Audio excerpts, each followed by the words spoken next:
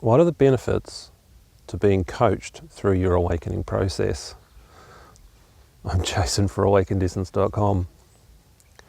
When you're in a coaching process with me, what that means is you get very clear feedback about what's going on with your presence practice, what's in the way, how much your mind is there, and what are the steps that are needed for you to deepen your practice and bring it into your life. Because you are investing in this, it means you're actually more motivated to follow through and be accountable. Motivation is one of those tricky things. We all procrastinate, so why? Now, when you have a coach, you action. Like, I've got a coach, mentor, and because I have her and I pay her good money, it means I make sure I milk everything that session is worth. So I do the work afterwards, beyond where she finishes. I keep going. I go into the deeper layers, get deeper understandings for myself. This is why coaching helps. And then when crap happens, rather than making excuses, it means you can actually move through. Quite often people will not want to do a follow-up session or another session because, family stuff's happening or job stuff's happening. What that means is they're pulling back. What that means is they're getting stuck in that process rather than seeing the bigger picture and how to navigate that through using presence. When we have a coaching session, because I tune into you, and that boosts your presence levels, your energy levels. It gives you that clear sense of the difference in terms of your feeling, your clarity, your stillness and presence, compared to how you are with this life issue that's happening. And this is one of the things you get used to as you go through the awakening process and you stabilize as presence, is how to hold this when life crap is happening. Life crap still happens after you awaken. Well, it's still happening to me, and it's a very unusual process. You know, I don't know many people that are able to hold full rage and anger and all those strong emotions and be present at the same time. But when you abide in awakening, that's how it is. They just come through. Your emotions are a messenger. What's the message? And because you are present with it, it means you are not resisting. It means you are allowing it to come through, hopefully getting the lessons, seeing the belief structures, and that allows them to fall away because you are present. This is key. Now, also because presence is a place of no agenda, sometimes these things can last a while. Depends on your DNA, your upbringing, your psychology base, i.e. from when you were in the womb through to 21, the psychological development process that happens to us all. Depends what's in there and how that's coded in. So, you know, you may have stuff coming through and people go, oh, well, that won't happen. No, the basis of who you are as a human being is built on these structures. Also, what you need to consider is when you are a fetus and you are going through that whole process, and then as a baby into a 7-year-old, 12-year-old, 15-year-old, 21-year-old, your brain, your neurology is still developing. Trauma at the early age, anywhere in there really, can affect brain development. It actually affects the neurons, it can affect the DNA. So some of the stuff actually tends to get very hardwired in and it's hard to shift. So your presence, while that is the light that you are, you may have to learn how to be present with this until this stuff actually undoes. Not many awakened teachers talk about this stuff. They avoid it like the plague. They like to keep it nice and fluffy because that's what people like to hear. But again, let's go back to one of the super cool multipliers of the laws of grace. Honesty. In all honesty, take a look and let what is there be. I'm still going through stuff, and it mystifies me why it's still doing it, but it's happening. But at the same time, I have this huge rock solid sense of the nothingness, the impersonal nature of everything, which I know is me, because that changed at the start of 2008 when I permanently awoke and then stabilized there, and it's deepened. So that's unshakable. Unconsciously, I'm always there. Consciously, I still keep checking in, as I say in every video. So have you been checking in while you've been listening to this video? How's your hands, your backside, your pelvic floor, the sounds in your environment? Now, if you've got life stuff going on, bring this into that so you can be resourceful. Right? Presence is about, as you go into the state of presence, as I say at studentsuccesstutor.com, where I don't use spiritual language. You turn your left and right brain on by going and relaxing and activating your body's neurology. Being aware of your hands, your tummy, noticing your breathing.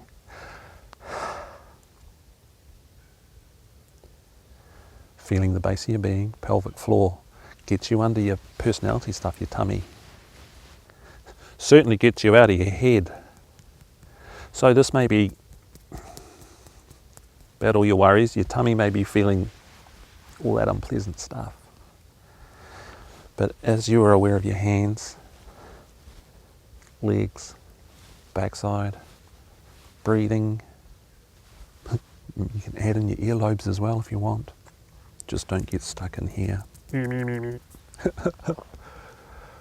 That stuff can be there and allows it to heal. Gives you the chance to see what the belief systems are. Gives you a chance to get the message of the emotion. Emotions happen. They are a messenger only. They're not bad. No, they're not bad. They are the messenger. So don't shoot the messenger.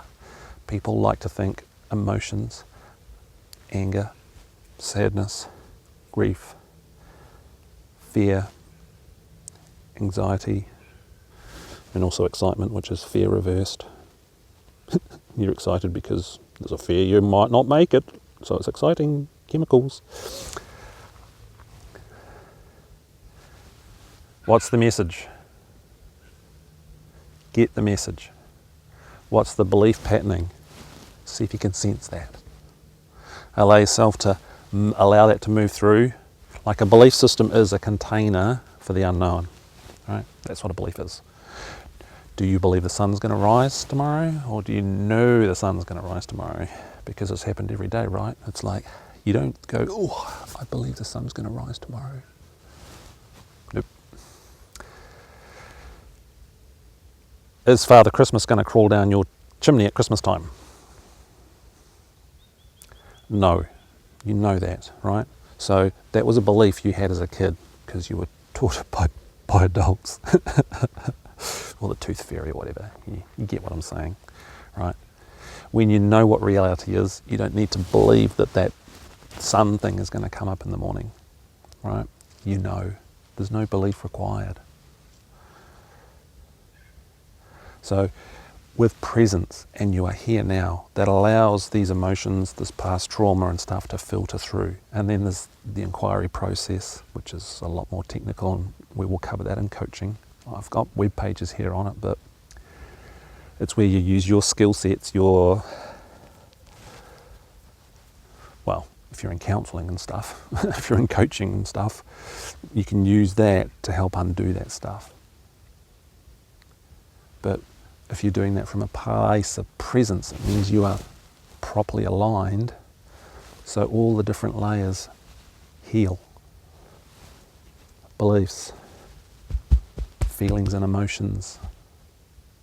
And then Because you're grounded in your body, it allows your cellular memory to release and gives the DNA a chance to refresh itself. This is how it works. So when you're present, you are all the way aligned from up where you are. You're everything, you're nothingness.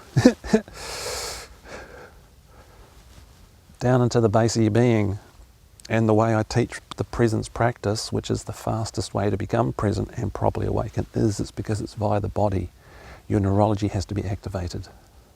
So while I say the nothingness up here, it's actually in here. You might feel it here, you might feel it here, you might feel it in the base of your being and your pelvic floor, your root chakra. I prefer to use body parts because you can't touch a chakra, right? Keep it physical. So it means you're anchored in your body. So this is the benefit to coaching, is it keeps bringing you back. It's very repetitive. And why is it repetitive? Because this repetition undoes the repetition you've already done since you were born. Since you formed your personality and became that terrible 2, me 3, and all that sort of stuff, right? It undoes all that, all those years of being lost, all those years of being stuck in your head, all those years of being run by your emotions. They're big habits to break. This is why awakening is mathematical. And when you have a coach that can be precise and bring you back and anchor you into that presence, and because you're paying for it, then you've got an investment. You're invested in getting the most out of it. Hence there's pages there on how to maximise coaching sessions, be it with me or anybody else. How do you maximise that? And your process of maximising the value that you get from this, even if you're not in coaching and you're just watching these videos to bring you back, your investment in that helps you move forward to this place of presence while life happens. Life happens. Good, bad, indifferent. You can be present and solidly grounded in peace and yumminess while you're going through heavy trauma. This is true. It still happens to me. Stuff still comes through. For whatever reason, I'm still working through stuff. We've all got different amounts of stuff, but for whatever reason, I have to go really deep. And I've gone really deep, and that's why what I teach here is way more precise than the Eckhart Tolle stuff. It brings in a sharper, more defined process than Adyashanti's stuff, and it's why I keep bringing you guys back. Did you check in as I said that? Hence, I talk a lot about self-honesty. Did you? Because it's measurable. And I wipe out most of that other nonsense about non-dual Advaita stuff. There is a person. You are the doing.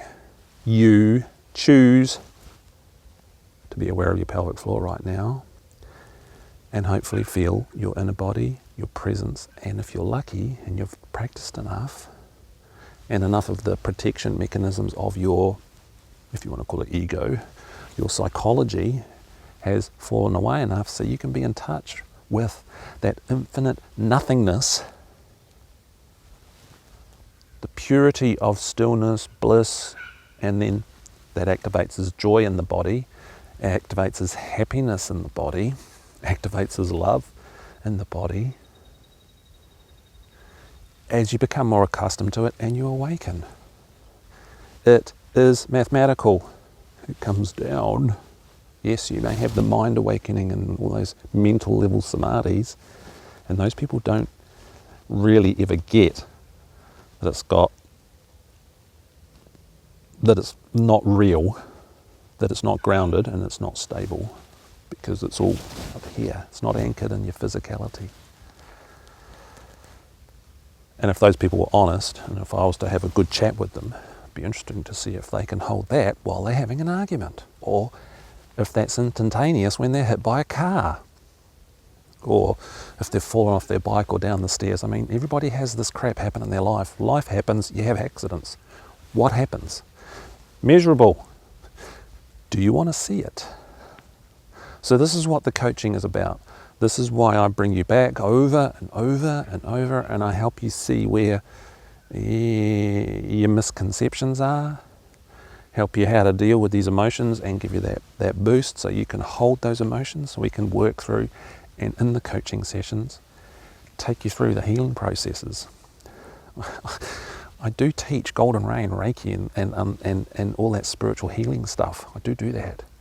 Phoenix healing. It's one of the most potent healing systems there is, but it does require follow-up because it's life-changing. Absolutely. And if you shift your energetic structures, if we're talking about spiritual stuff, yes, they exist. They definitely exist. You change that sort of stuff, it means your life's gone to a different place, therefore you're going to have to do something different. It means old belief patterns need to go. It means, you need to behave in a different way. Preferably with presence, of course.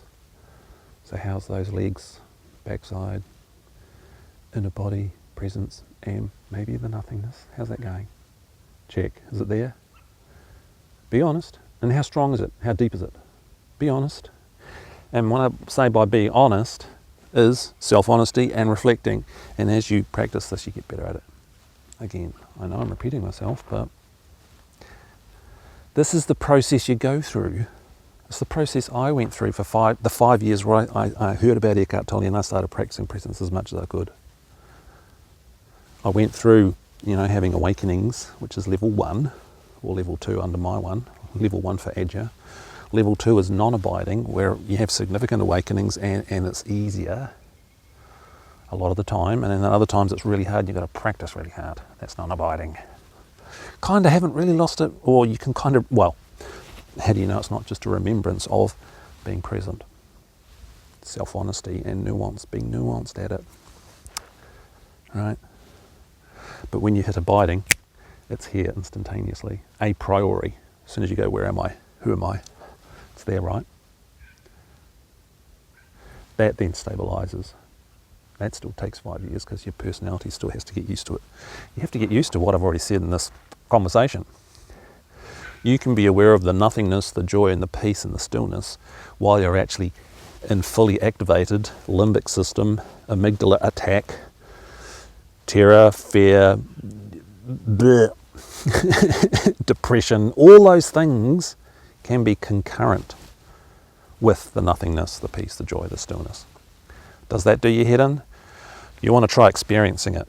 And after 5, 6, 7, 8, 9, 10, and even 11 years, it still seems really weird to me that I can have that stuff running and be totally, absolutely yummied out with God at the same time. But it is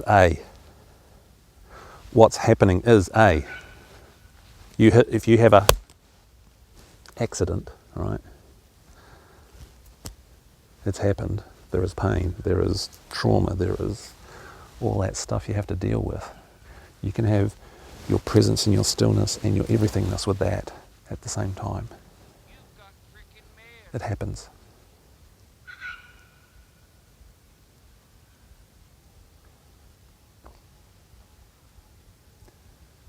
So with coaching, it helps you navigate this stuff. It helps keep you tuned. It helps keep you accountable because you've got me to deal with. Well, I do what I can to support you. It's up to you what you do. But excuses like, oh, I want to go on a holiday. I want to spend the money on a Bon Jovi concert instead, can't afford it, then that says where your life priorities are. Are you serious about coming home? I've heard all these excuses over the years. Trust me. How much do you want this? What are you prepared to put in? So, let's have an introductory chat, free chat. If you want to have the longer introductory session, there's the links through the website, basically on every page. Check it out. And you'll get a measurable feeling, you'll get a measurable level of clarity if this is going to work for you or not. because of the clarity I bring and the presence that I share with you, it will help significantly. You will notice how you slip away or how your cycles go, and it will help. This is what happens to people that come into coaching.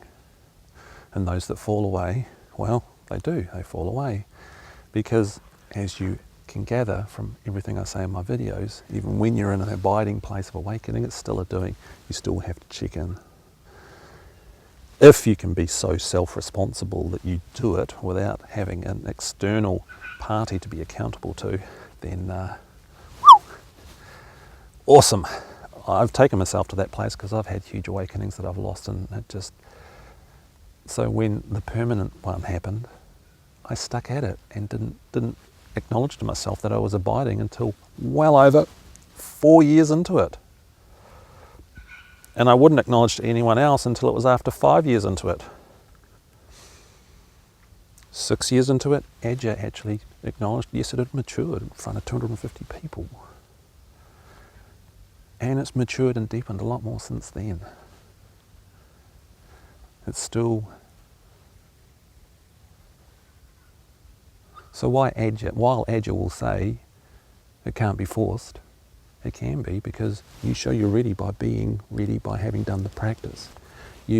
As you do the practice and you deepen, your psychological processes, protection mechanisms, naturally undo, so you can hold presence better.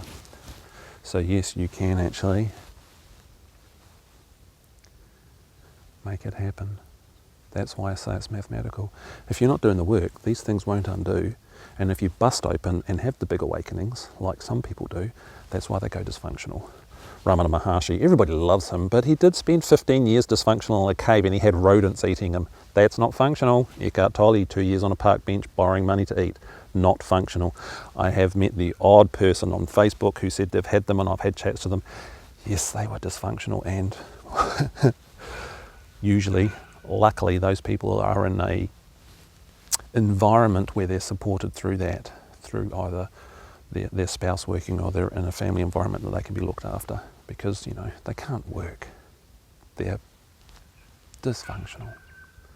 So this practice here makes you functional for that. It helps you to function.